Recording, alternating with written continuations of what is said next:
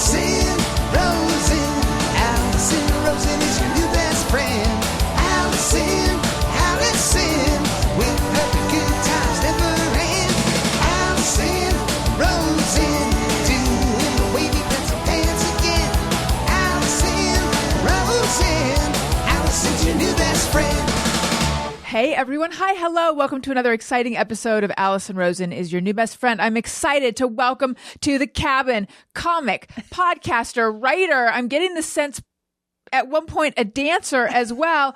She is the host of Parenting is a Joke. She also, for many years, hosted NPR's Ask Me Another, and she has a new comedy album out called I Used to Be Nicer. Please put your hands together for Ophira Eisenberg. Yay! Hello. Hi. Welcome. Thank I have you. complimented you twice off camera, but I'm going to do it on camera. I'm so in love with your red jumpsuit. Oh, great. I you know what? I'm going to do a shout out. May I? Because Please. my friend is a fashion designer. Your friend made this? Yeah, or her name designed is it? Meg. Her name's Megan, but her line is Meg. She actually used to have a store in L.A. Really? But she shut that brick and mortar down. Oh, no. She's got a couple in New York and in Canada because we have known each other so long. We grew up together. Wow. But she's fantastic, and anyone can get her stuff online. Just saying, Meg. So just go to meg.com or something like that. Yeah, it's Meg. It's actually Meg established 1994, but you'll find Meg clothing. Anyways, tons of jumpsuits. I love which I love. I don't have any jumpsuits. Nil jumpsuits. We got to get you a jumpsuit. I know. What's my hesitation? I think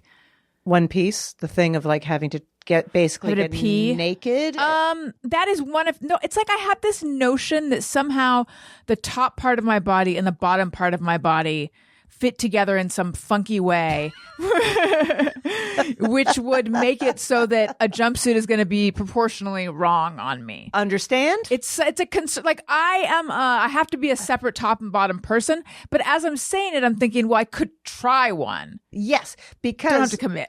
I understand that, and I was a little bit like, I don't think that looks good on me, or it'll make me look, I guess, like I'm working on something. Oh Like- yeah, that's the fear with overalls. Yeah, is that like the yeah. chain gang look or something? Yeah, I'm not cool enough to pull that off. Yeah. But I feel like it matters how they do the pleats and the waistline, and this has pleats. Well, and Meg has established 1994 really did she a great job with nailed this it. one, Thank and I you. like this color as well. It's my favorite color, red. Are you a what would I call that? Like a orange red kind of person? Yeah, I like it when it's this is right. It has got a little bit of orange, but some people would call this true red. What I a think- controversial name. I think I see that in it. Wow. Or do you think the other reds are like I'm true red? They're side eyeing They're like, this one. Yeah. Oh, you call yourself true red, and only you. Right, Only you. right. We never have Yeah. called you true red. Do better, true red. Do It's the li- work. You know, it reminds me, I'll go to a Starbucks every once in a while. Not my favorite, but I love coffee, and I will go to a Starbucks when there's no other game in town. And they said to me at this one, it was a small one, and she said, "What kind of milk?" And I said, "Normal milk." Ooh, Nope. the value. I got a look, Yeah. and she said, "What is normal?" And I was like, from a cow. "Clearly bitch. not you." Yeah. Clearly not you. You're How- right. I have ascribed the word normal, Right. which is subjective, I guess. But Anyways, I think but everyone knows what that means. I would think so. Who are you insulting? Oat milk, almond milk. Is it like soy milk. is she speaking out in defense of the people who prefer the less traditional milks? I think so. Yeah. Well, see, this is a little bit like natural birth versus unmedicated birth. Ooh, And yet, as someone who had 2 medicated births, I find myself throughout my whole pregnancy, I did say unmedicated instead of natural. Like I went along with the new language, and I'm okay with that. Yeah. I mean, I certainly had. I don't know what I thought. Did you have an idea when you were going in for the first one? Were you like, maybe I can pull it off? No, I never even considered having an unmedicated birth. And I have friends who've done it like in birth centers and things. I have one friend who's had 4 babies. Hi, Mary Catherine, in a birth center, and is all about the unmedicated. Even though she's not like I wouldn't consider her a super crunchy person, although she's very athletic. Interesting. No, I was induced. and I don't like pain, and I do like drugs. So I'm like, I'm gonna give it all to Do me. it all. Yeah. Yeah. I went in with sort of like, maybe. And then it started to happen. I was like, definitely not. Yeah. How far did you get? Do you remember? Well, not far at all, because I had something. I will tell you something right now, my Please. friend. Whatever thing in life that you're like, that is only happens to 1% of people. That is me. I'm always the 1%, a little something for called bad luck. except for in wealth. That's the only time I'm not 1%. Yeah. You're normal. So, I'm normal. So I had something called back labor. Your baby was like sunny side up. Yes. And so many euphemisms. Your baby was breech. There's a It's for not anyone breech. not breech. So, oh no. yeah. Your baby had their face turned the wrong way. Yeah. And so so you just have intense labor, but heard no it's progression. awful. And it's kind of in the wrong side of your body. It feels like something's going to blow out your butt. And it's actually like the baby's back of the head, right? Back of the head. Yeah. Yeah. So that was too bad. And it was so painful. And then I did have a doula, because for one heartbeat, I thought that would be a good idea. Because I didn't have like... Same. Yeah. And I have, for my second, I didn't have a doula. Let me just say that. Enough said, Yeah. She was lovely, just Totally. not the right fit for me. Exactly. Yeah. I was a little, because I remember being just out of my mind and going, well, what should I do? She goes, well, we should try to turn the baby Oh, around. yes. I've heard of people trying to But do that. it's not laying hands. It was basically doing yoga positions that would be insane for a regular person. Right. And I remember looking at her just going, we're going to hospital right now. Like, Wait, this was at your house. Oh, before you were even at the hospital. because I was so old when I was I pregnant. was also, yeah. That I had in my mind, maybe if I can push myself a little further along in labor, there'll be less of a chance of Intervention. Yes. Not that I was against a C-section, but I have scars all over my body from other things. And I was like, could I just walk away this one time without a big scar in my torso? Because now we're going to make an asterisk. Like, could I just keep And it? you did it. And I did it. You did it. But I mean, not with drugs. Oh, thank God. I remember when that epidural happened, I felt like I looked at that anesthesiologist and I felt when he smiled, there was like a glint off his teeth. Right. He glowed. So you were not induced though. You went into labor on your own. So I did can I just Please, get graphic? please. I had that thing where membrane sweep. yes. They stick their, I know someone, we had the same. Insane. Yeah. Her doctor had like, I don't know. This is the story I heard. I don't know if this is actually true because it like strange credulity, but she had some complication, which she blames on the doctor doing a membrane sweep with fake nails and like poke something. I don't think doctors can have fake nails. I don't think so. Anyway, for people who don't know, a membrane sweep, they kind of do a little sweep motion inside your uterus. May I add Please. that they stick their hand so far up your body, you did not think that was possible. Right. Like elbow, right? Oh, yeah. Like I remember how it felt in my body. I literally How did thought it feel? she was tickling my breastbone. It was so far up. Did it hurt? It was the most painful Okay, thing I would think. that I've never really had this reaction. I started hysterically laughing Oh wow.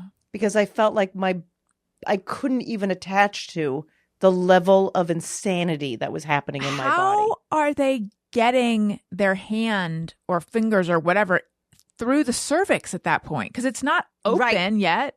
That's super painful. I do remember she said it was like 1 centimeter or something. So she was like, this will help it. And then I just left there in this state of, I was on a different plane of being. And the next night I went to a bar. As one does. With my friend. Yeah, you were traumatized. And as I ate my second bocarone. What is that? That is like a white anchovy that was served on a little piece of baguette because it was a Spanish themed Okay, like a wine bar. tapas kind of situation. Yeah, I was like, I feel real weird, and that was the beginning of labor. There you go. So I went into worked. labor So at the a weird sweep wine worked. bar. That's fun. And then you don't realize that you probably will have heartburn. That is a delicious part of labor. Yeah. And so I had white anchovy Oh God. racing up my That's throat disgusting. I'm sorry. for 10 hours. Ugh. Yeah. Be careful what you eat, people. Yeah.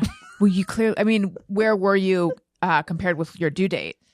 It was 3 days before. Okay. Is that right? November. Yep. 3 days before. It was November 1st. And my son came out on the 29th in the morning. So I was induced for my first, not for my second. And it was a very long labor because induction with a first baby when your body's like not ready, not that it's not ready, but like nothing was happening on that front.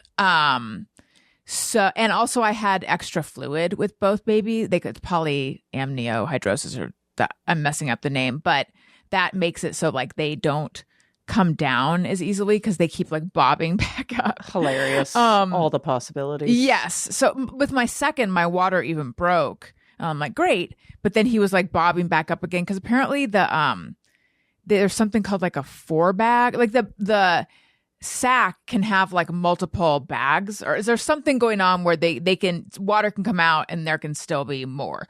But anyway, my first one, it was just a miserable experience. And the epidural, I don't think it worked really because I was having like numbness in different areas, but some things were hurting really bad. And when they did the catheter, I had like a scary amount of pain.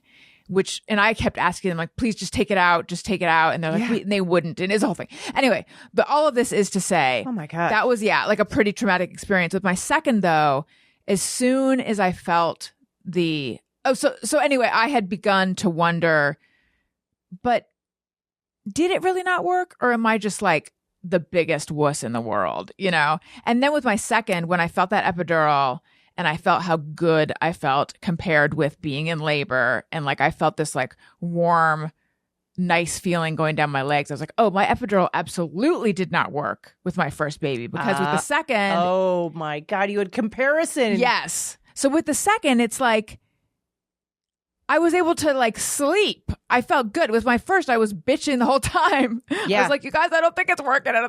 Oh yeah, I immediately passed out. Yeah. Immediately. So your body is so exhausted by that point. Yes. That you need that. Yeah. And they're always happy when you do that. They're right. like, oh, great. We don't have, we get a break now. We get a break from this. See you in 10 hours. Yeah. In fact, when the doctor came in to check on me, like it was my second baby, it was in the evening. And then when he came in the next midday or something, he was like, all right, I think we need to break your water and get this baby out of here. And I was like, what? What's this feels, right. I had no idea it was time, but awesome. It's so many weird things like that. I remember I threw up and they were like, that's a good sign. Everything makes no sense. I was throwing up with I don't drink apple juice, but for some reason I was like, I think apple juice sounds good now. And I took a sip and another sip. Bleh. So I was like, no more juice for me. Yeah. What a weird. I don't think to put your body through and life through. What a weird animalistic experience that all is. So you have a parenting podcast. Yeah. I also have a parenting podcast that I do with Greg Fitzsimmons. You just got Fitz-dogged. It's called Childish. So I think that we're mortal enemies. No, I was going to say you should come on my podcast. Oh, I would love that. I would love that. And I know that you had you were having a baby in advanced maternal age. I sure was. Much like I was. Look, I have so much emotion about it. I can't even say the words. I know. None of them are good. They're not. I had this situation with a new doctor just for like what was it? I was getting like a physical, and she just said, she made a little joke. And she said, oh, I see you had a child a little later in life. And I said, and now I like saying it all the time, I said, yeah, I empty nested the first half. Which I do feel like I did. You got that out of your system. I did. Because I see some of my friends and I'm pretty jealous that I wasn't just irresponsible and got knocked up at 18 and now, I'd be an empty nester because it kind of would, it's a lot of energy right now. Yes. But I also, and I see them like they're going out, they're drinking or whatever. And part of me goes, man, I love having a way out of that. Yes. Yes, I do. And I don't know. My feeling about, because I was 41 when I had my first son and 43. Is that right? 43 when I had my second. I was going to say I was 39, but I wasn't. I think I was 39. also not 39 when I got pregnant because mathematically that doesn't work out. At one point I was 39. It has nothing to do with this story. But anyway, You definitely were 30. I know that I believe in you. for a year of my life I was, yes. Just roughly a year. I wish I had the energy as a parent that I would have if I had had my kids young. Yes. But for all the other reasons, I'm so glad I waited because I think I was a mess when I was in my 20s. I didn't know who I was. Exactly. Yeah. I was such a mess. I was so interested in not good things that were not good. Same. Not good for you? Yeah. Same. Yeah. Same. Yeah. It was just self-destructive, not being aware that that's what I was doing, but No. And also, I had a really good time. Okay. I did too. And thank God there wasn't a lot of documentation. Oh, I know. I know. Imagine if there had been like Instagram back then. Thank God for that. So I don't see it. I don't think it could have gone any other way. I agree with you. But I know from, I think I saw a like meme-ish joke you had made on Yeah. Instagram. Maybe you didn't do IVF? I didn't. I mean, I did. Yeah, I wasn't. This body was not getting pregnant any other way. I wasn't against it, but I rolled the dice, and I had my own journey. Sure. Because I had I didn't even think I was going to have kids, but then I sadly got breast cancer, and then I did surgery and treatment, and then they found more, and I had to do more surgery and I'm more sorry. treatment, and then I got out of that, whatever you want to call that, and I wanted to never see a doctor again. I bet. I was like, goodbye. And but then that was the first time after that. So I was already a little old for sure. And that was the first time where I was like, do I want to have a child? There was something about Interesting. life-threatening Yeah, and the life mortality. that hit. And it was the first time I had the urges. I would dream about it, all of those things. And so I decided to, I basically had a conversation with my husband. I was like, do you want to try? And he was like, we can go. He understood everything. And he was like, we can totally just have a great life of travel and money and whatever, right.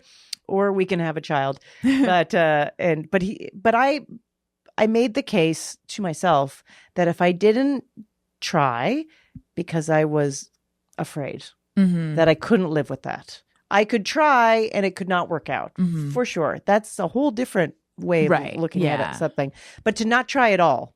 So I didn't know how far I would try, but I did get pregnant pretty quickly. That one was a miscarriage.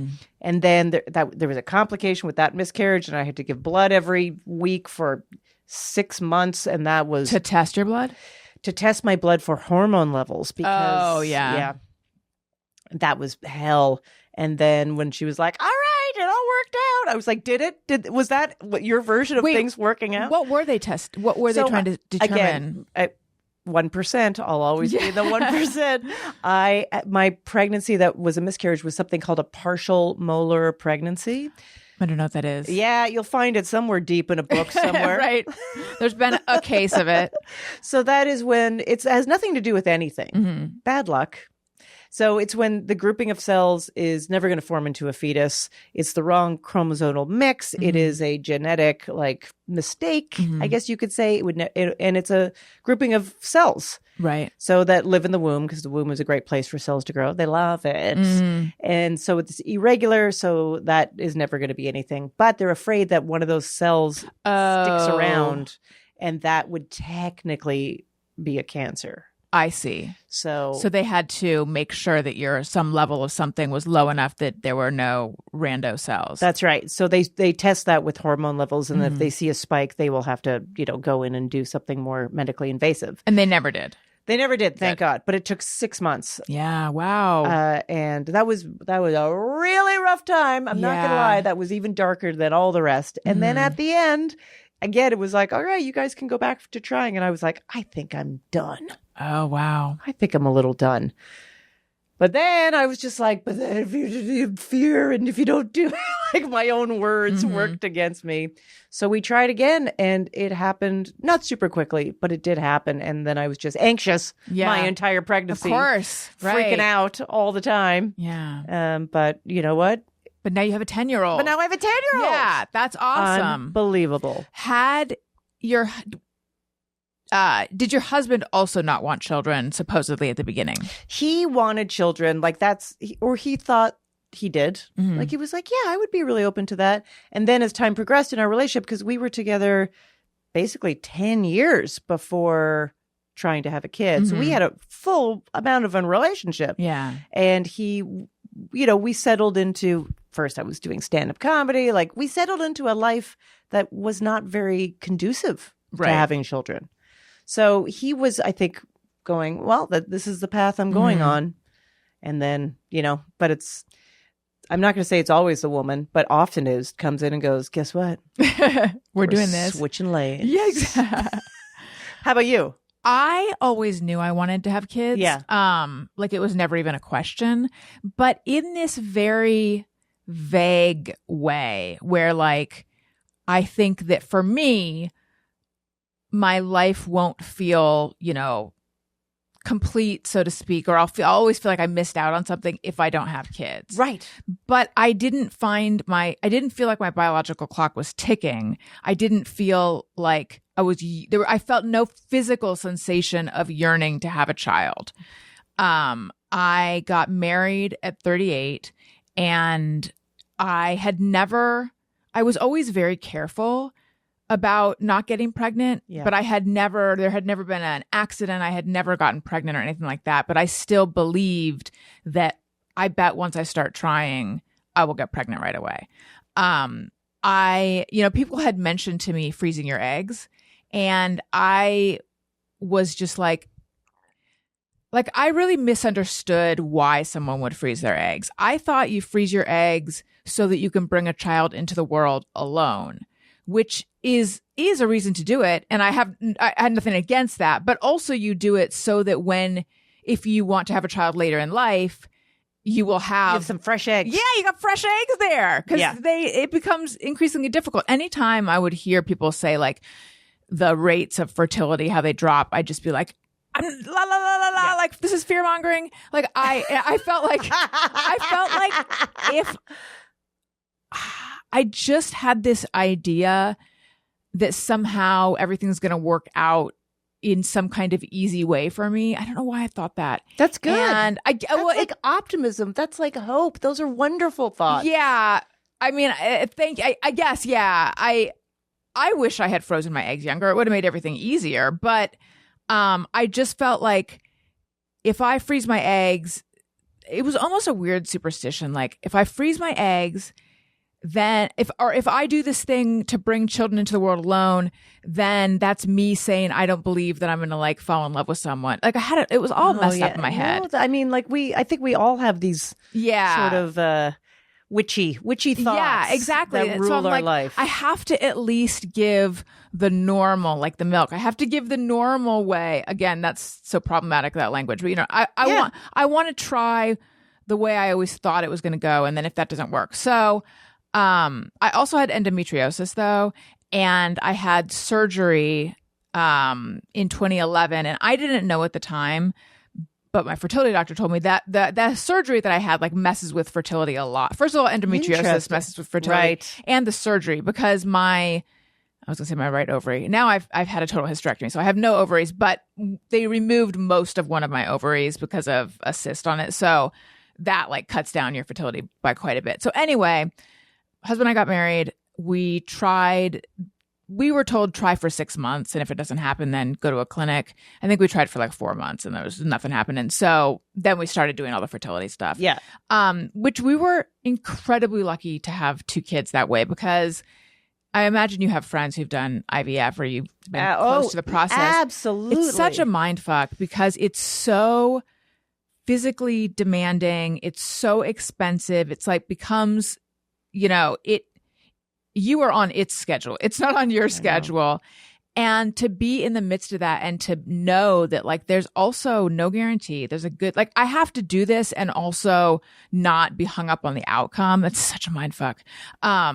So when I was what they call a poor responder, meaning I didn't, makes you feel so good, isn't it? All of this stuff that they give us. I was a poor responder.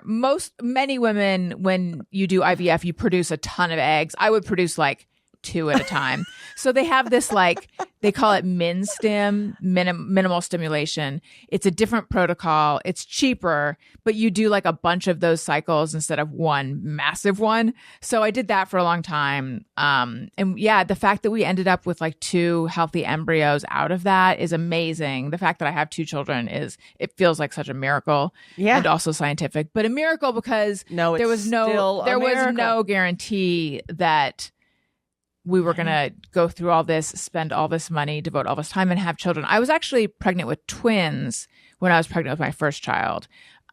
For the first 8 weeks, there was a straggler in there, and I was so scared. Scared as I was just, you know what? I was really in conflict because I was like, I always wanted 2 kids.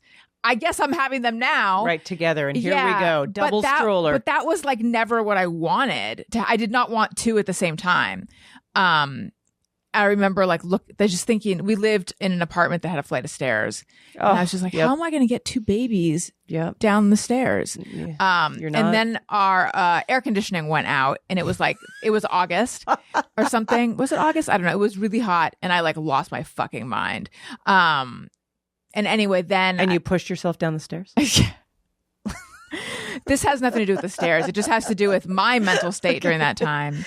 But then, at one of our appointments, she's like, you're in the process of miscarrying, but baby B, or they name them baby A and baby B.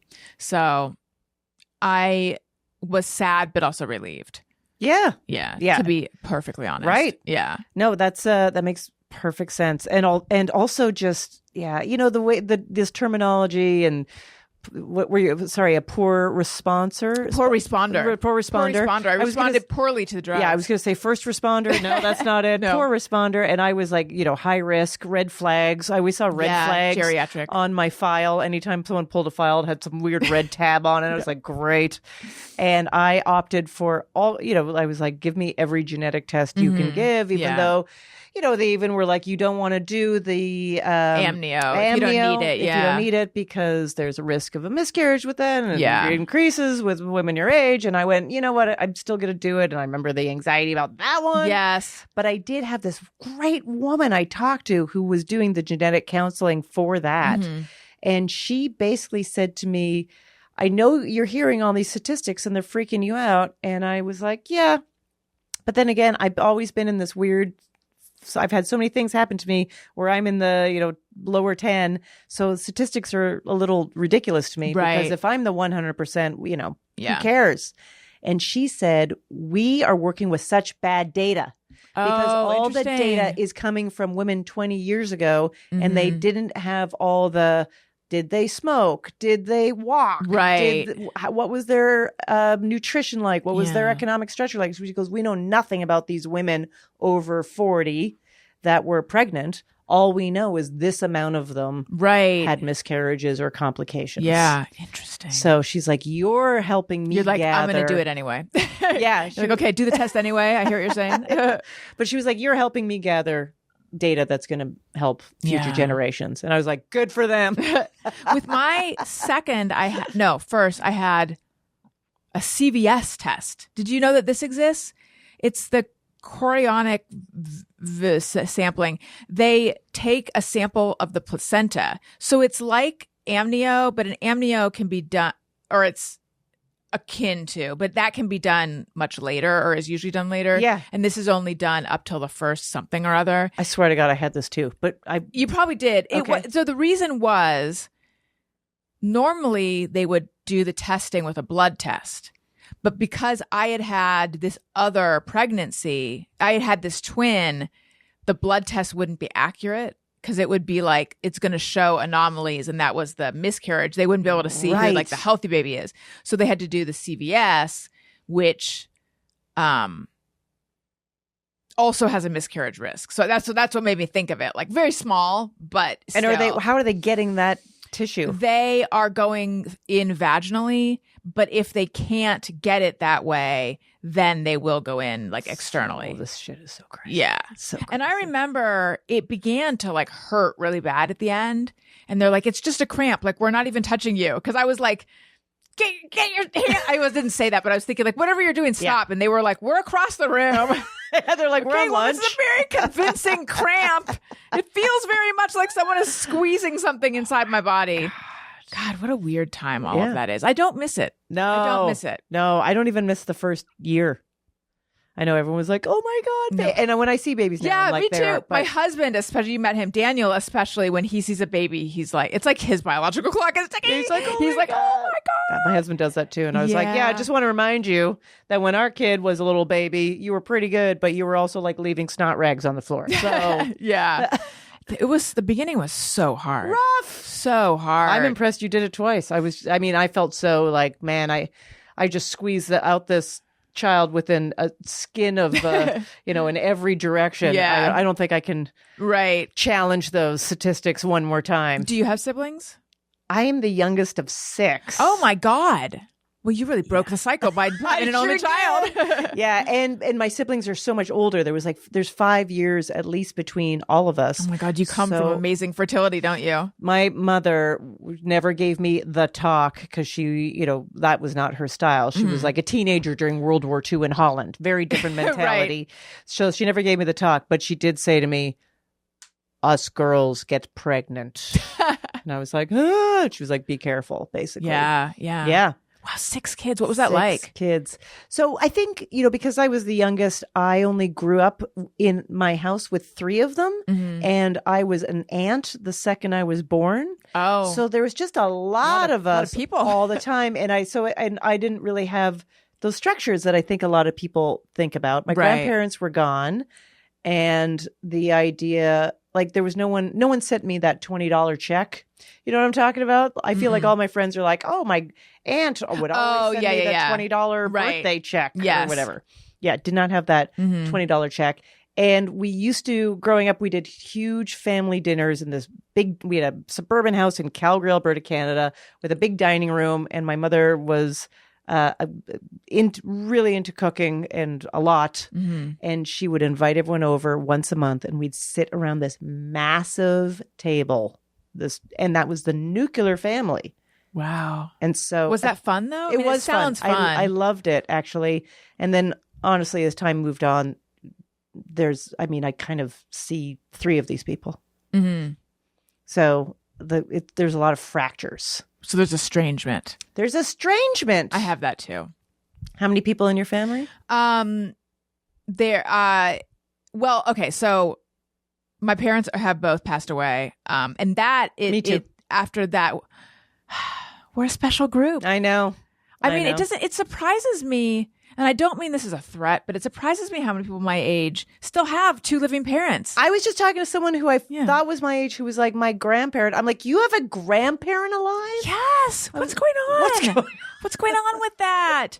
So my parents were both estranged from their families, kind of on and off. So I'm like, and I was like, this is never going to happen because I'm so close with my younger sister. So I have my younger sister, and then I have 2 older brothers from my dad's first marriage. They're twins. Yeah.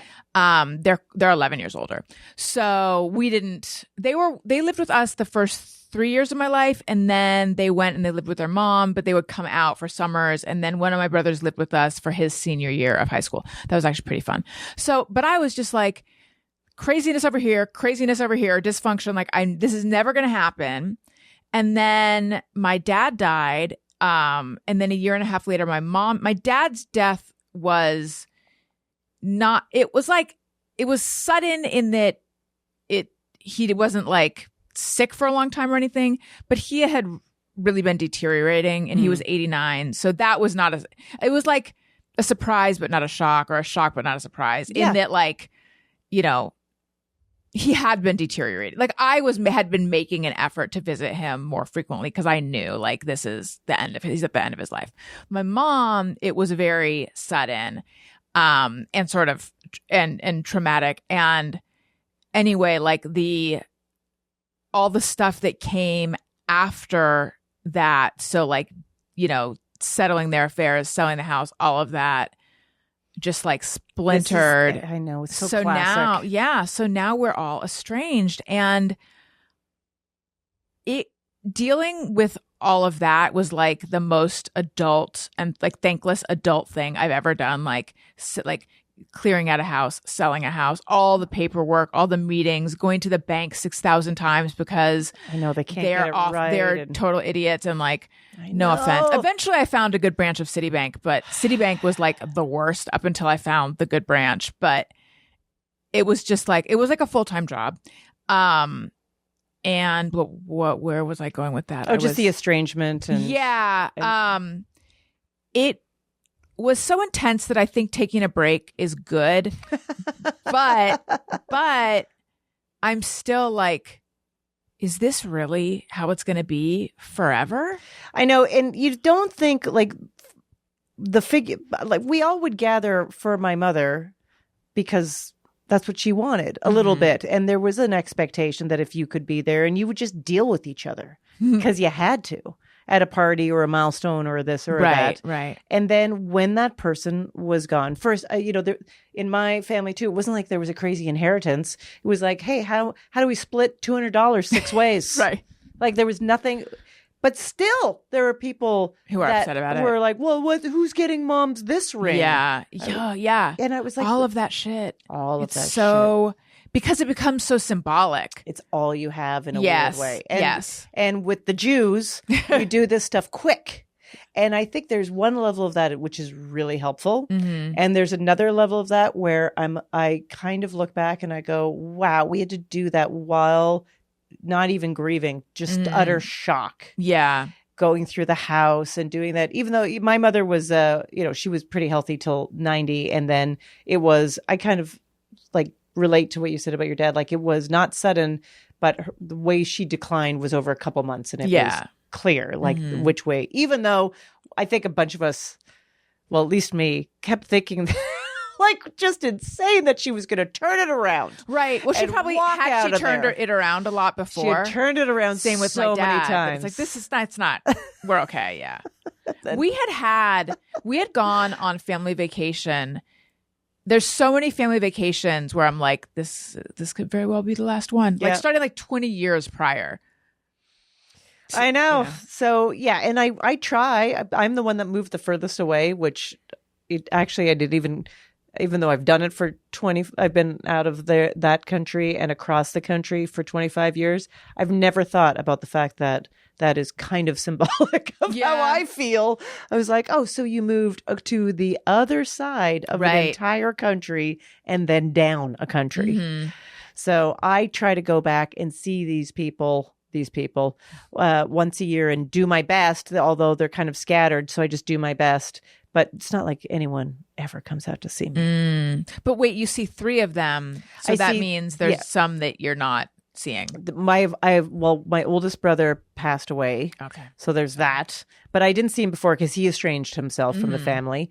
And then my sister, that at one point when I was a teenager, she moved back to the house because she was living with the boyfriend and that kind of fell apart. And she was so instrumental in my young little teenage life, like for better or worse. She was very glamorous.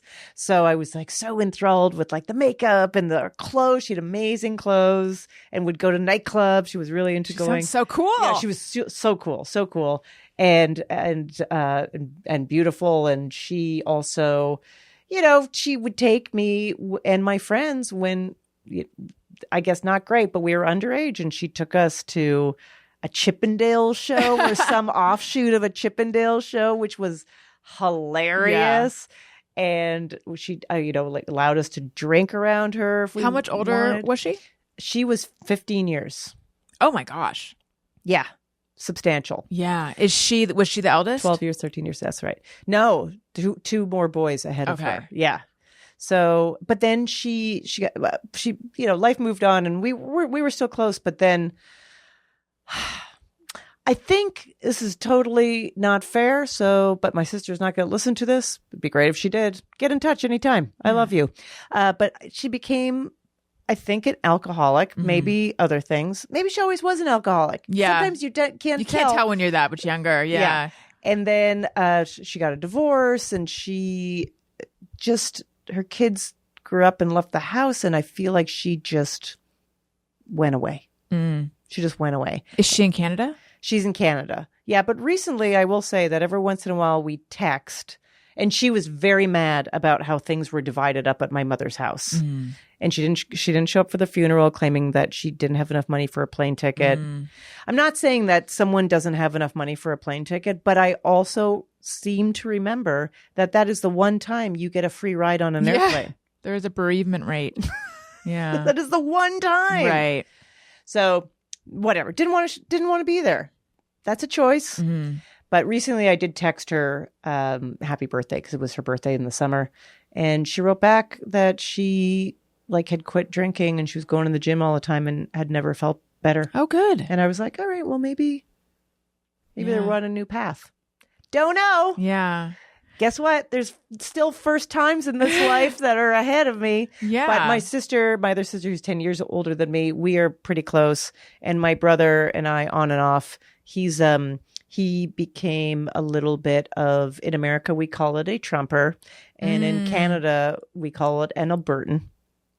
An Albertan? Yeah, because Alberta is the most conservative I didn't know province that. in Okay. Canada. It's very much linked to oil. It's a oil-rich place. And so when that Keystone Pipeline was a thing that Trump signed the executive order for that, I mean, Alberta just became super rich again. So wait, are there Are there people in Alberta who aren't Albertans?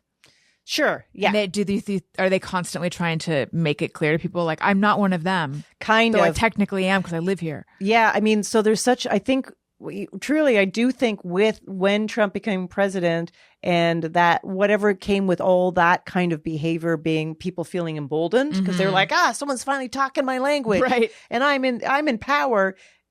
The same thing kind of happened in Alberta. They're like, wait a second, we're allowed to feel like this.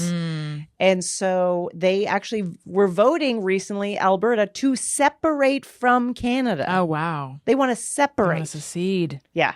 Even though that's like the most ridiculous thing. Really want a different currency? Right. What are you going to do? What's your plan? How's it going to go? I'm not a politician, but that sounds insane. Yeah. Well, So- more insane things have happened.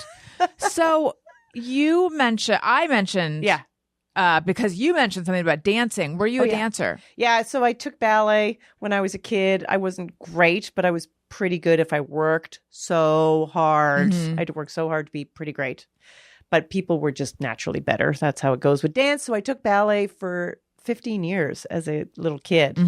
And it was a big deal, too, because none of my older brothers and sisters got lessons after school and all that stuff. But you did. But I did. Because you were going to be the family ballerina. I think I just hit the most economic, prosperous time in my family's life. Yeah. And so they were like, yeah, you can have a lesson. And it was more popular. Yeah. So Did you want to do, is that what you want to do? Yeah, I was like, oh, I want to be a ballerina. Just in that way that little girls say that. And then wanting to be a ballerina and spin around in a tutu and going to ballet class, two very different things. And you liked But I stuck tutu. with it. Yeah. I did stick with it. And I even at times loved it. It was actually, I mean, I'm very, very glad I did it, but it was interesting being very good at something for years. Yeah, that And is interesting. Yeah. continuing for years. And I got very serious. In high school, I was at dance class every night and all weekend. Wow. I was in a very serious school. So when did you stop? Basically, after high school, I wanted to go to college, university, and I wanted to do something a little bit more academic. And that was that. So you're like, I'm just not going to do it anymore? Yeah, I kept thinking that I would pick up a class. But then once I was out of it, it's very hard to do that, honestly, to pick up a class. Right. And then actually when I moved to New York, I was like, oh, you can do these adult classes at Steps or whatever. And I went and it was so demoralizing because Why? you lose that mind muscle connection that allows you, and just years had passed, so my body wasn't as good. Right. And just trying to make your body do these insane things that it wasn't used to doing. And everybody else, it was like, yeah, it's an adult class for people that used to be dancers. I was like, well, yeah, you used to be a dancer yesterday. Right. I used to be a dancer, like 15 years ago. So, yeah, so I was like, I can't do it. I just got to do something easy. Do you miss it? A little bit. Yeah, every once in a while, I just kind of miss like how you move your body like that. So you It's very mentioned beautiful. that you performed at a very high-profile event. Please tell us. Yes, I danced in the opening ceremonies of the 1988. There, I'm aging myself. Winter Olympics. That's so cool. In Calgary. So it was, they auditioned, they needed a lot of people for this big number that they were doing in these big stadiums. And it was in Calgary. And we were pretty young. I remember actually thinking about, because you get the bid, what is it, like 8 years before you're going to have it. I remember when Calgary got the bid and just thinking like, oh my God, I'm going to be like 14 years old. I'm so excited. And then wait, you had this thought at 6? When we got the bid. Yeah. Because it was like Calgary. Because also like Calgary was not even 1 million people.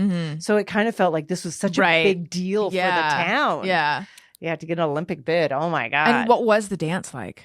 It was a big, like, it was balletic, but a little bit more, because they were, kind of trying to embrace the culturalness of Canada. So it was a little bit of Quebec folk dancing mixed with ballet. There was a lot of big circles and a lot of pattern making. So people looking down at the arena could see these patterns. So that's pretty fun. It was pretty fun. I bet it's on YouTube.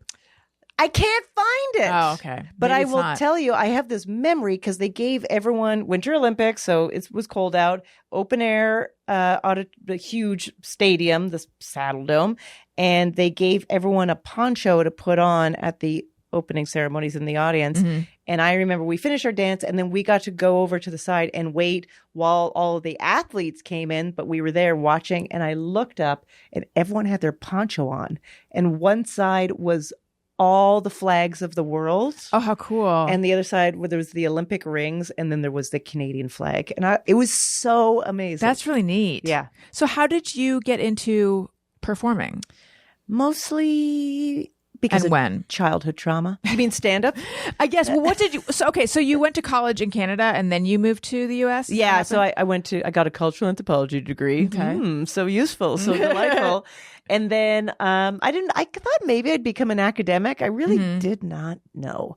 But there was a tiny little bug in the back of my head that wanted to like do something spoken word. But I got to tell you, I did not consume a lot of stand-up as a kid. I always say, like, you think girls in that era hung around and listened to comedy albums? Yeah. Did not. I didn't know anyone that did that. My brother would do that. Right. Not my friends. Yeah. Yeah. So you moved to the U.S. Yeah. You're not sure what you're going to do. No, I'm still in Canada. I'm not sure what I'm going to do. I volunteer at a comedy festival in Vancouver because I'm living there, and like just to usher, and I meet other stand-up comedians that like they're just trying to become stand-up comedians, and they told me about a workshop they were going to, and they were like, "You should do this. It'd be really fun." And I was like, "Oh, were you already doing some stand-up?" Nothing. No, not an open mic or anything. Nothing. Okay. Had no clue. Zero clue.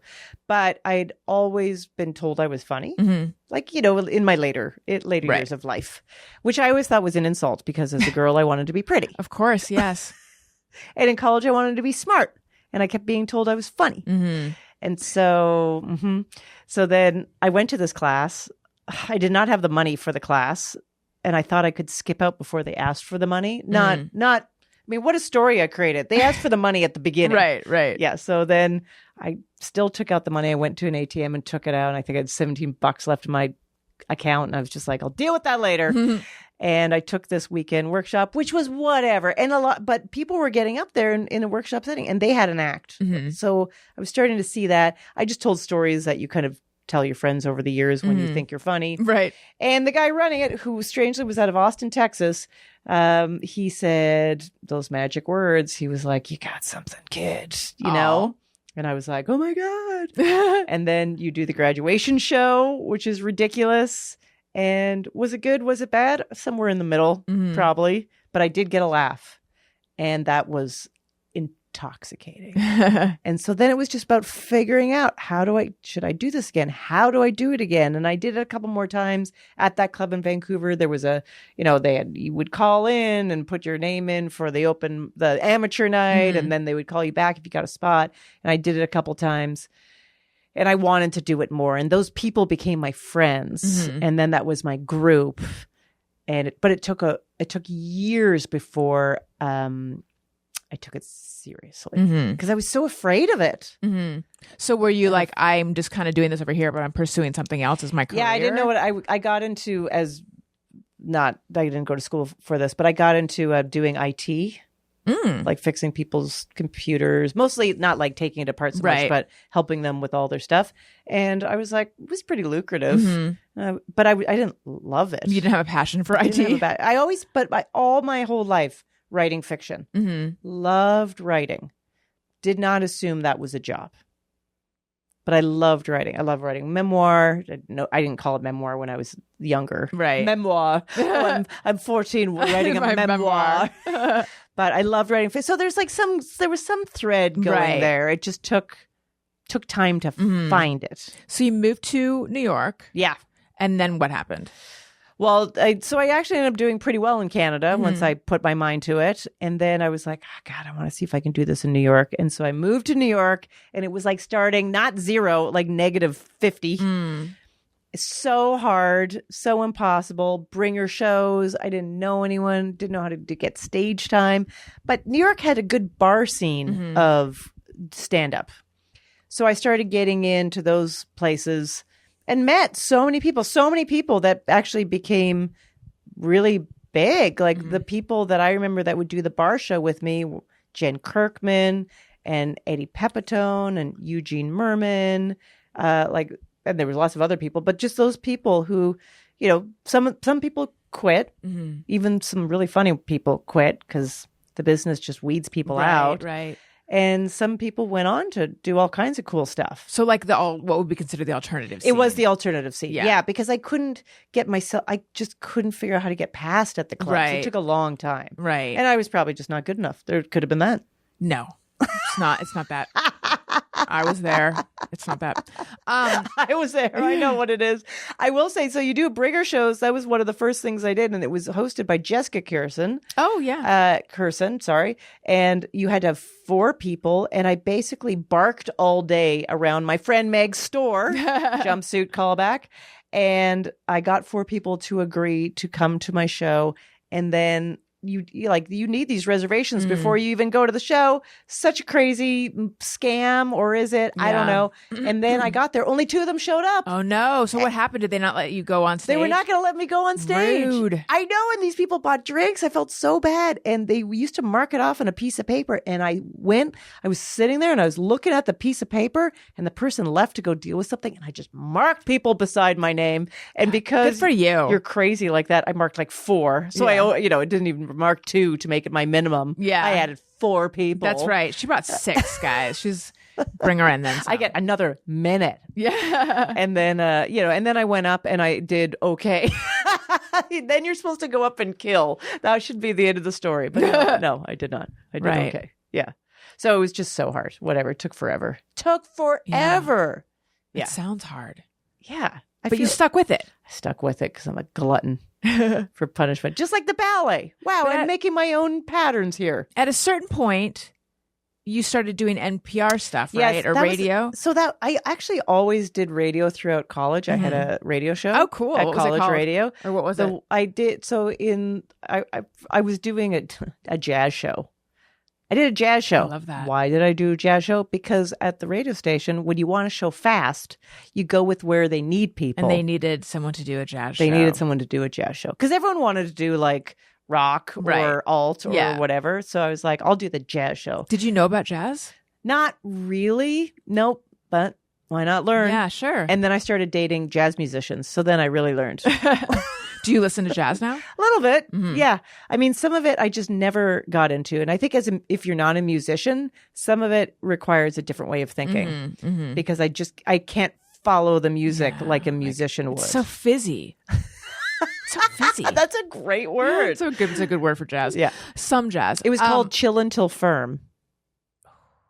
And I'll be honest, I took that from a Jell-O package. That's hilarious. That's great. So you have been doing radio the whole time. Yep. And then I auditioned for the NPR job. This was like a brand new show that they wanted to do. They wanted like a Ask Me Another. They wanted a younger, hipper, pop culture based trivia show. They wanted it to kind of emulate pub trivia, which was rising in popularity as people were, this is before COVID, where people looked at each other in the eye and they would gather and drink alcohol. I remember going to various trivia nights in New York. Yeah, it was huge.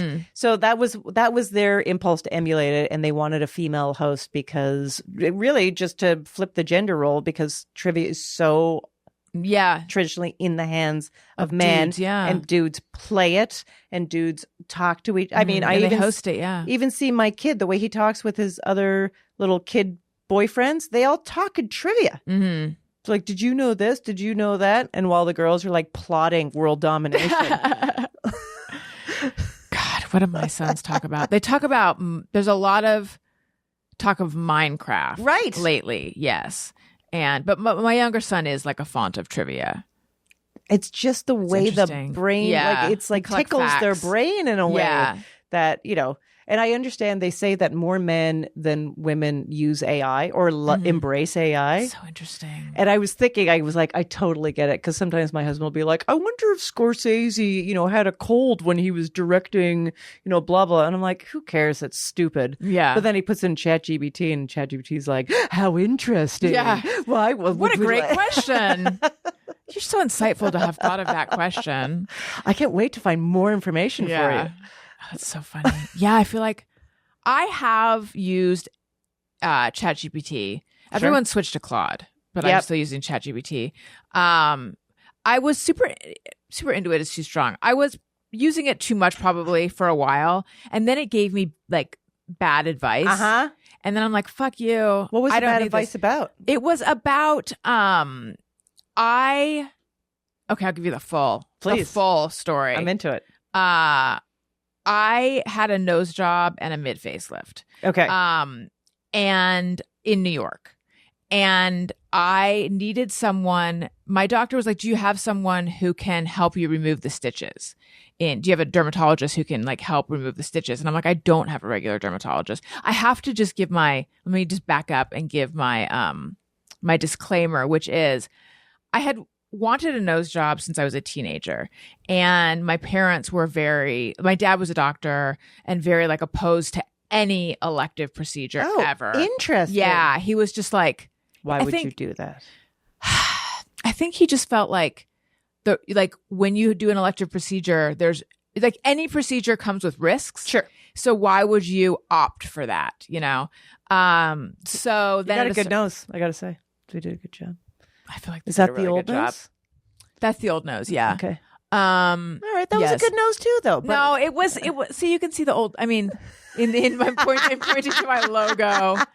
Initially, the logo had like much more of sort of a hook nose, and I was like, "Can we just like you didn't like that there was the nose a little more?" And then the guy doing the logo was like, "We want it to look like you, though." Like, I can show you more pictures of my old nose. But anyway, I'd wanted a nose job forever. And then at a certain point, when I turned 50, actually, no. It was before that. I don't know. I was like, my parents aren't here anymore. I've been wanting this forever. I'm just going to do it. And then I was talking to my doctor. I'd never met him in person, but it was like a virtual. And I just mentioned sort of some of the like jowling and like sagging down here that I was noticing. And I was like, you know, is this like, would you do like a fat transfer? And he's like, go like this for a second, like pull your cheek back. Yeah. He's like, what you really need or what would address that would be a mid facelift. And he's like, I can add that. You know, I've been doing more. I do lately, like that's a thing I do a lot. It's like a nose job and a mid facelift. Interesting. I was just like, a facelift? Like that's so intense. It's more and more popular all the time. Maybe one day I would do that, but like not yet. And you know, my surgery date with you is like 11 days away. Like that feels insane. It feels absolutely insane to just on a whim be like, and I'm also going to get a facelift. So I'm like, let me think about it, you know?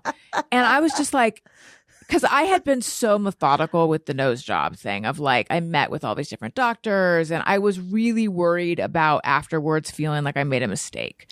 And I had been wanting it for years. Like I was never really yearning to have a facelift or anything. Like it just didn't even occur to me except as something that like maybe someday, sure. I don't know. So I was really like, can I just on a whim do this? As an add-on. Yeah. You're like, so what is it? Just extra $50? Right, exactly. Like, getting a magazine as you're checking out of a grocery store. Yeah. And so, but I talked to a friend who's like, ooh, impulse facelift. yeah. But I was like, I was going to New York alone. I was going to stay in a hotel, and I had a nurse with me for the first couple of days. And so I was talking to a friend. She's like, it seems like a no-brainer to me. Like, you've already got, by the way, there was no one. No one was like, you don't need a nose job and a facelift. Everyone was like very encouraging of it. I'm like, thanks. I feel very mixed about this. There were a couple people who were like, you don't need a nose job. And I'm like my hematologist, and I'm like, thank you, but come on, And, but anyway, yeah. So then I did decide to do it because I'm like, the thing that was stopping me was just like, feels so like imagining what was happening to my face. And then I'm like, but I'm not going to be awake for it. All I have to do is lie there. Yeah. So anyway, I don't know why I had to give all that. I don't know. I think I still actually have some idea in my mind of like, these are the kind of people who are way too into plastic surgery. And I just want you to know that I'm not one of them. That was an aberration. So funny. That's why I had to say all that. So anyway, I had dissolvable stitches around my ear, but they recommend having them removed at a certain point because they can cause more irritation. So I was like, who's going to remove them in California? I don't have a dermatologist that I go to regularly. But I did, like, my plan was, the last dermatologist I went to for like a skin check, I'm going to make an appointment with her. And then while I'm there, I'm going to be like, oh, by the way, could you help me with this? That was my plan. And then because my husband uses ChatGPT for facts and stuff, but I use it as like a friend giving you advice. I just asked about situations, and it was like, oh yes, like, removing stitches this is a routine thing. So either urgent care could do it or your dermatologist, and just call ahead and, mention it or something. So ChatGPT made me think this is just a basic routine thing and there's no problem with doing it. So instead of going in for a different reason and then being like, oh, by the way, which is what my plan was, to be all sneaky about it, ChatGPT made me think I could just be very open about it. So I called and I said, could this dermatologist help me with the stitches? And they said they had to check and they would call me back. And then I called it, it made it seem like an urgent care can do this. So I called urgent care and they said, what kind of surgery was it? And I said cosmetic. And they're like, oh, we can't do that because of liability. Oh. Called 2 different urgent cares. And then I called, the original dermatologist never called me back, but I talked to another dermatologist I had been, I've dermatologist shopped. I've still not found one that I love. Another dermatologist I'd been to like a couple of years before, and on the phone they said, we won't do that because of liability. We refer to urgent care. And I'm like, but urgent care won't do it. So the circle. I just felt really like I was misled by ChatGPT, and I should have trusted my own instincts to be sneaky about it. I told my doctor this was happening, and he's like, do you want me to find someone out there for you? And I said, yes, please.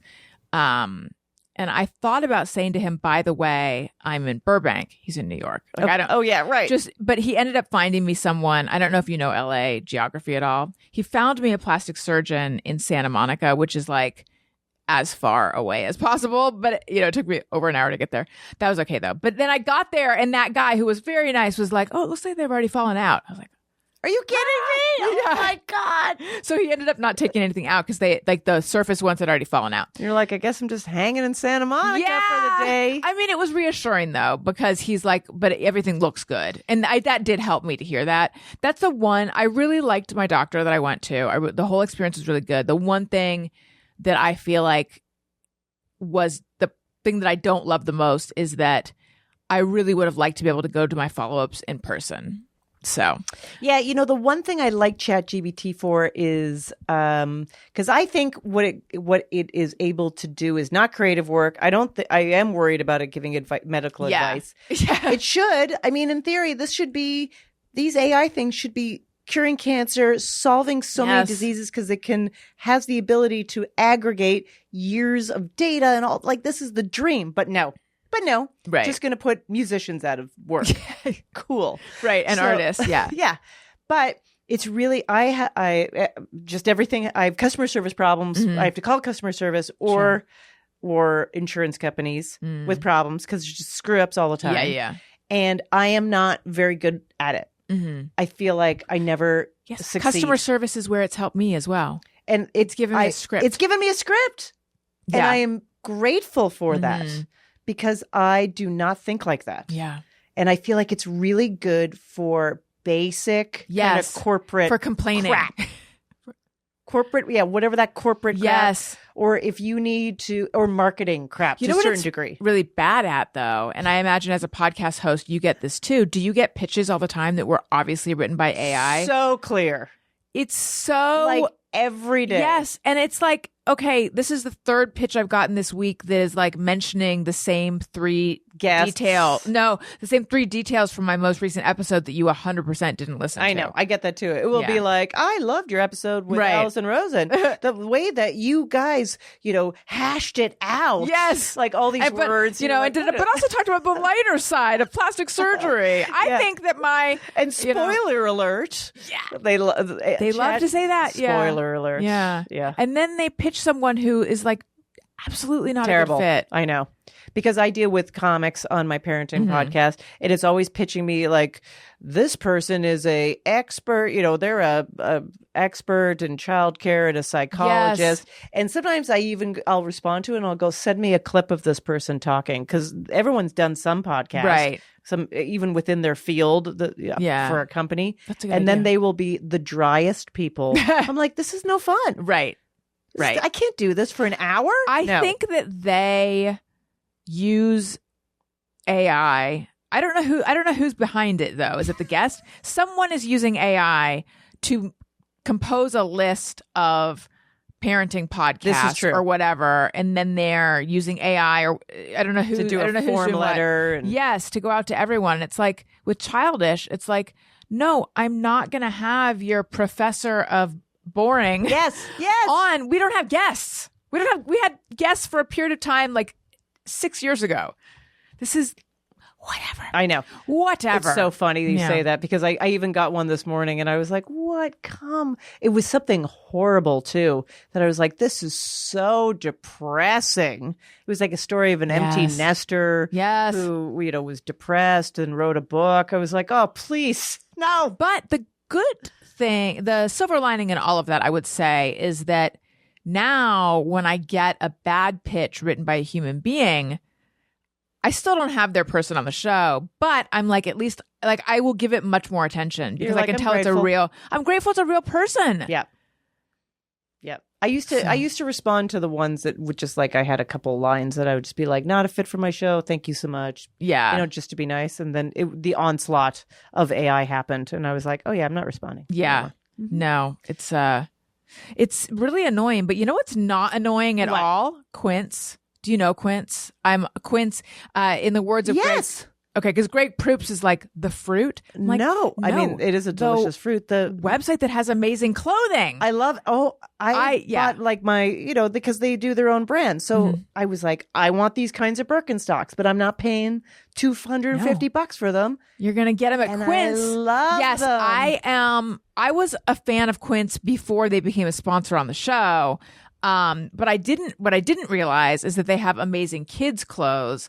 I mean, it's not like going to a boutique that has a whole bunch of stuff. They have a lot of options actually. And right now, Owen, my younger son, is so excited about his pants because they're so soft. So I got him one pair of really, I wish I could remember. I wish I could remember the name of them. I don't know. Is it performance? I don't know. It's something, I think soft is in the title, guys. And I got him a pair in mint green and he was so excited about them that then I was like trying to bribe him later to do something. And I'm like, I'll get you more Quince pants. So now he has 3 or 4 pairs. They also have amazing pajamas for kids. They're like really cute and they're super comfortable. Everything. Like my kids for they just started school. They're basically exclusively outfitted in Quince. I should get something that says exclusively outfitted in Quince, because I also got a bunch of pairs of shorts for Elliot from Quince. It's great. I also love their jewelry. They have great candles. All my favorite sweaters are from Quince. And good staples. Yes, really good. Yeah, high quality. I like it. Effortless, high quality essentials like There you organic go. cotton, premium Mongolian cashmere sweaters that are things that are beautifully tailored, built to last, transition seamlessly from morning meetings to dinner. And everything at Quince is priced 50 to 80% less than similar brands. It's true. They work directly with ethical factories and cut out the middlemen, all those middlemen. So you're paying for quality, not brand markup. Even they if- have bedding too. They do? Yeah. They have a quilt that everyone goes nuts over. Oh, wow. I know. Upgrade your everyday. Download the Quince app for app-exclusive offers or go to quince.com/Alison Rosen. Get free shipping on your order and 365-day returns. Now available in Canada and the UK too. That's Quince, QUINCE.com/Alison Rosen. I also want to tell you about Hers. You might be familiar with Hers. They have anxiety medication, menopause support stuff to make your hair grow in fuller and thicker. They have like a hair gummy, a hair pill. They have a topical hair thing. They also have GLP-1s and they have the Wegovy pill. So if you've been following the GLP-1 world, which I have, I've been on one for a few years now, and I talk extensively about it. There's a series of Patreon episodes that I did, patreon.com/Alison Rosen, where I talk about my experience on a GLP-1 if you are curious. But it's always injectable medication. Now there was a Wegovy pill, which is like a big deal in this world. And you can get it at Hers. They will connect you with a licensed provider who will determine if treatment is right for you. It's all online. If they think it is right for you, they will deliver it right to your door. No insurance necessary. You can access a care team 24/7 if you have questions and if you need tips and things like that. So, ready to reach your goals? Visit forhers, FORHERS.com/Alison Rosen to get personalized, affordable care that gets you. That's forhers, FORHERS.com/Alison Rosen, forhers.com/Alison Rosen. Weight loss by Hers is not available in all 50 states. Wegovy is a registered trademark of Novo Nordisk AS. To get started and learn more, including important safety information, Wegovy clinical study information, and restrictions, visit forhers.com. Okay, let's do. By the way, the fact that you didn't do one even tiny flub during those is very impressive. Thank you. Sometimes I have to take those like 10 times. You know what's funny? When I do them during the show, I usually don't flub. But when I do them separately, Interesting. I have to do a bunch of takes. Because It's I do it weird. separately. Yeah. I don't know what that is. Yeah, I don't know. It's your moral support. Let's do the word segment. Oh, yeah, sure. What words do you like? Do you like? What words do you like? Do you like? All right. What word do you like? Okay, so it's a word that I've mispronounced half of the time. Okay. And it's dilapidated. I think you just nailed it. Dilapidated.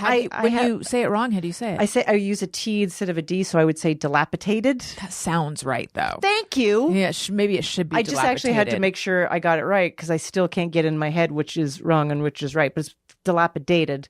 And I love that word because, first of all, unusual. How often do you hear that word? Not very that often, no. But great word because it describes something like broken down, not taken care of. Yeah. And I read it as, I feel like I must have been 12 or 13. I was obsessed with Nancy Drew. Okay. And one summer, I broke my arm. My kid has a broken arm right now, so that's why I was even thinking about it. And that summer, I couldn't do active things, so I read the whole Nancy Drew series.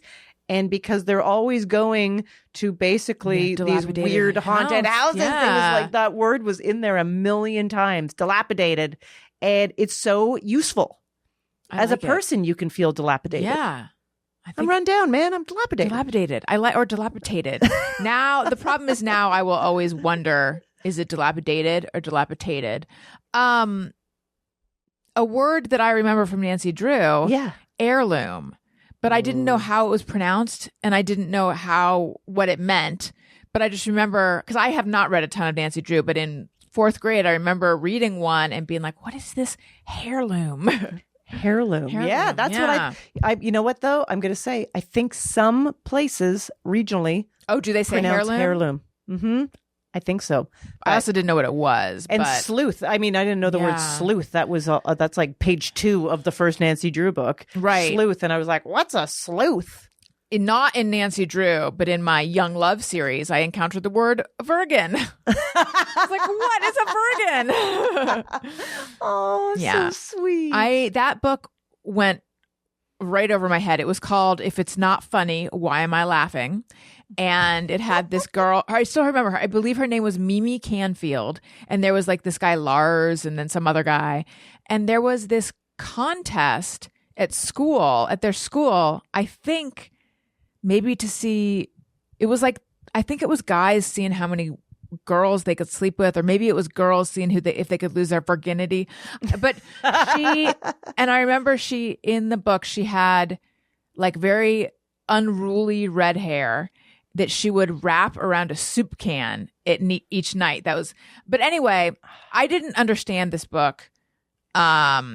And we had to do book reports in school, but with the one-on-one with the teacher. And I remember telling her my summary of the book was 2 friends, and they just went to a lot of parties. Awesome. That's what I said because I didn't really understand. Yeah. I didn't understand it. Oh. I should reread it. So I have it. My son has been watching. He got really into Big Bang Theory, and I haven't really watched it before, and so I've been watching it with him, and it is just full of sex. Oh, okay. It's full of sex and sex that you can put on network television and talk. And of course, that's all edgy and fun because they're all nerds, right? And so my son is just like, what is this? What is that? No. What is this? What is that? And it led to him asking me for the sex talk. Okay. And he didn't know anything. Like his first question was, have you ever had sex? That's so cute. Yeah. I was like, oh my, because he knows how babies are made. Theoretically, but he didn't think that was sex. What did he think that was? Just making a baby? Yeah, because the way they talk about sex on the show is like they all want it. Right, like it's recreational. Yeah, and he did not understand. But he knew about intercourse.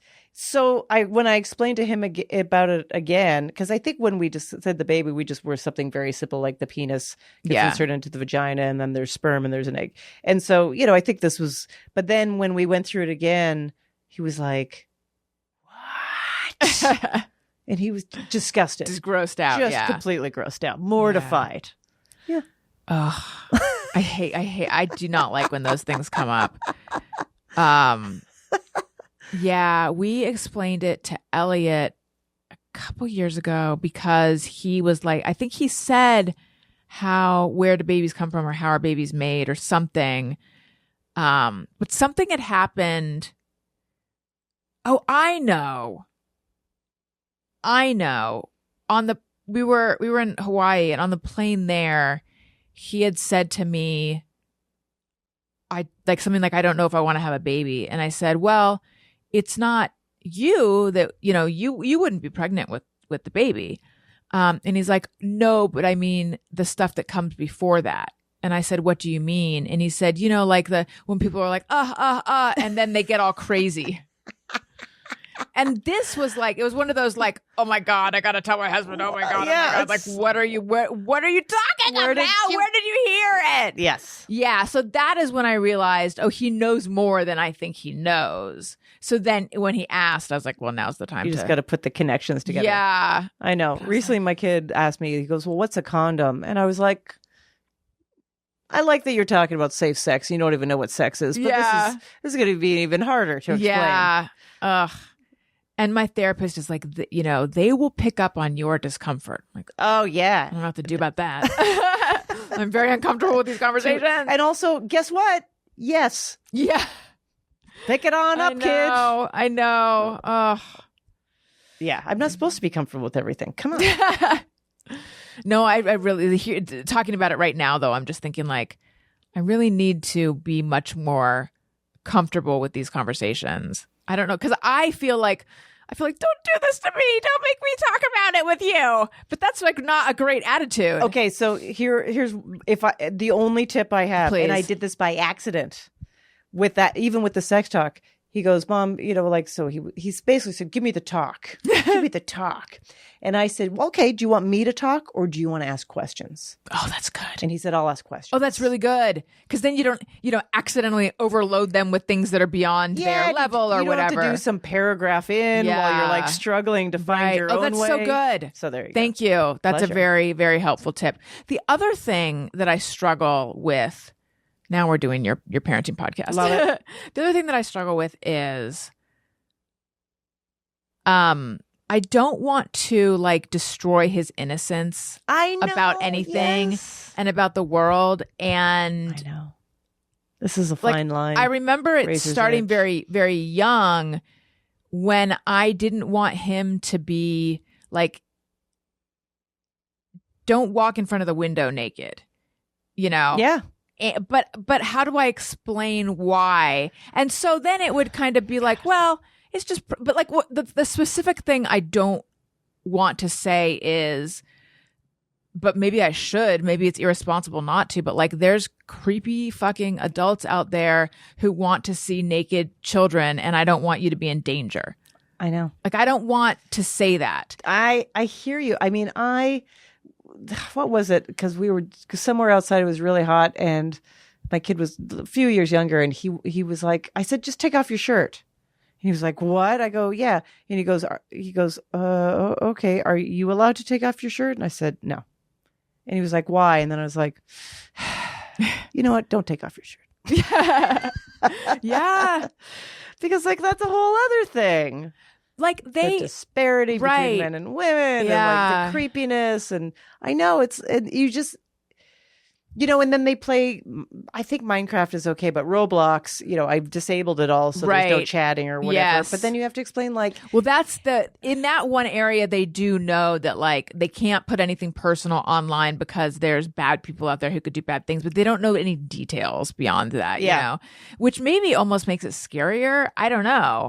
It's hard to say. Yeah. Because you know nothing about these people. Right. Yes. If someone is walking by your house and sees your naked 6-year-old like running through the window, right, that's very specific. Yes. For them, but yeah. But anyways, no answers on that one. Yeah, I know. I don't know how to keep the innocence either. I want to keep them safe, obviously, but I don't want to scare them, and I don't know. I know, and make them think the whole world is full of threats and bad people, and everything has to be on guard and high alert. Right. Yeah, exactly. Yeah. It's hard. I know, because you're like, maybe you shouldn't have anxiety from day one. Right. I know. I mean, I grew up with the Night Stalker. Oh. He was like in my town, and I remember being so afraid of that. Oh, my God. I remember a lot of anxiety-inducing things. But see, then it's that question of like, how much is it my own anxiety how much am I, like, I want to be the right parent that they need. I don't want to be parenting from a place of just trying to like redo my childhood. Sure. So it's a constant battle. I know, me too. Let's do Just Me or Everyone. Sometimes I ponder on something I have thought or done. Is it just me or everyone? Do you have a Just Me or Everyone? Okay, you know what? I'm just going to go for it. Please. Sometimes when I'm at a restaurant, let's just say it's it's not like a Applebee's or a Denny's. It's like a step up. And I get a menu that I want to find the selection on the menu that pleases the server. That wow. It's like I want to show a new level of people pleasing. You want them to be like, you're great at ordering at Applebee's. Yeah, and that I've like cracked the code of the restaurant. Like somehow they gave me this whole thing of words and I was like, you know what's interesting here? This one. Eileen's salad. Even though I'm sure they're like, I don't care. Right. But sometimes when I get their approval, like that's the best, I'll be like, oh, I'll have the whatever shakshuka. And they're like, that's one of the best things here. And I believe it. I'm like, ha ha ha. And I rejoice in that. Right. But I look at my ordering from the point of view of it's insanity. How what I'm talking about this out much loud. Do you not get what you want? To a small degree. Like to a small degree, I'll never be like, because I'll look at it and I'll go, oh, I bet everyone here just orders the chicken breast. Let's review. Yeah. How about the lamb meatballs? Does anyone do that? I bet that's the one that they were hoping would hit on this menu, but ends up like. But you're discerning, so you're gonna hone right in on the dish. Yeah, and so sometimes I just pick something. I would probably really enjoy the chicken breast. Do you ask them for advice ever? Sometimes, but I feel like that's totally fraught. I feel like they're so taught to push certain things, or there's probably that, but also I think they're just like, dude, can you just make up your own mind? I'm just trying to get to some other tables here. Mm-hmm. No, I just want their approval that I have mastered the art of ordering picking something on the menu, and I want their approval. I love what this. is that? I don't know. I don't know. I think what you're saying is I finally cracked the code of the segment and did something that nobody else is doing. Literally, I was thinking I've been doing this for 12 years and I've never gotten this one because a lot of them are kind of samey. Yeah. I've never gotten this one before. Yeah, I do. I just did it today. What did you order? I was looking at, it was like, I just wanted a salad. It's California salads, it's not like they're special, but because the vegetables here is just so much closer to the source, they taste a million times better than in New York. I'm sorry. They're a million times better. And so I was just like, oh, I bet the peanut one with tofu I bet that's the best one. I bet everyone's going for like the chicken. The low-hanging fruit. Yeah. No low-hanging fruit for Ophira Eisenberg. Was it good? It was actually excellent. Okay, great. Where'd you go? I can't remember the name of the place. I'll have to look at it on my phone. Right. I was desperate and I was just going for, I was like, restaurant search, more than 4.5 stars, go. And then I drove there. Well, good. And they won't soon forget you're ordering. Because they are like, there was a woman who came in today and she figured it out. She knew it wasn't her first There restaurant. is someone else out there that does this. Find me. I'm sure. Be my friend. Let us know. And then lastly, hey, go fuck yourself. would you like to tell anyone or anything to go fuck themselves? Anyone in public who does not feel like they need to put their volume on their Amen. I cannot stand it. In waiting rooms, no less. I used to take my mom to to doctor's appointments, and I'd be like, "This is a doctor's office waiting room. Why is everyone talking on speakerphone and I can hear the whole conversation?" Or like that one, I can't even believe. Yeah. Watching scroll with full volume.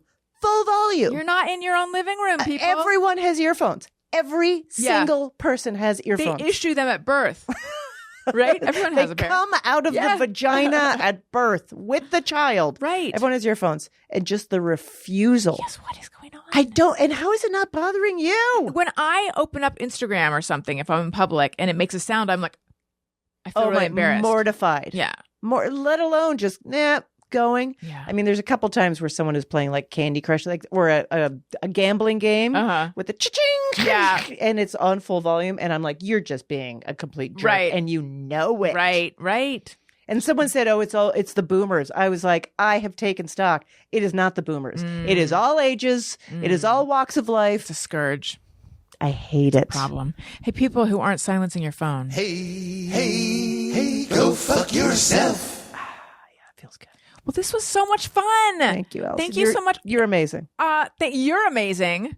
I feel like I have been trying to have you on my show for like a while now because there have been other times but I think like maybe your dates changed or something happened. I feel like we came close to it at one point. So I'm glad that this was, and it was pretty last. I don't know how much you are aware of. Yeah. It was like very last minute. It was because this only came together very quickly. So I'm very glad that we were able to do this. Me too. It was everything I hoped it would be and more. Okay. Yeah. I was hoping it was and more. It would be fine if it was just everything you hoped it would be. No, but I feel like it's better if it exceeds expectations, you know? You know, I'm an approval junkie. Yes. So there you go. Tell everyone where they can find your special and your show and stuff like that. Sure. So you can just follow me everywhere at Ophira E. So that's easy because then I yabber on about this stuff all the time.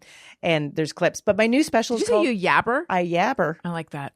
Oh, that's my next word. Okay. My special is called I Used to Be Nicer. Right now, it is on Veeps if you want to watch it visually. September 22nd, it will be on Amazon Prime, so you can wait and do it that way. And then you can find it as an audio product, an album, wherever. Spotify, Apple Music, Deezer. I hear it's on a Peloton. Oh my Did gosh, you know how that? cool. No. They're putting comedy albums on Pelotons. Perfect. How motivational while you're working out. Exactly. No, that is a good idea though. And then my podcast, Parenting's a Joke. You search for that wherever you get your podcasts, and you can go to my website, ophiraeisenberg.com, and just that's where all of this is. Wonderful. I would like to remind everyone on Patreon.